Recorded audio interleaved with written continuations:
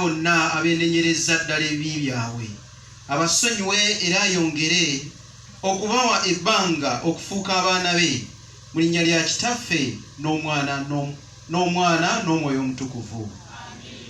Era ffenna tujja kugendera mu ssaala ey'abaana ba Katonda Yesu Kristo gye yatuyigiriza nga tugamba nti Kitaffe ali mu ggulu, erinnya lyo litukuzibwe, obwakabaka bwo bujje, by'oyagala kube mu nsi.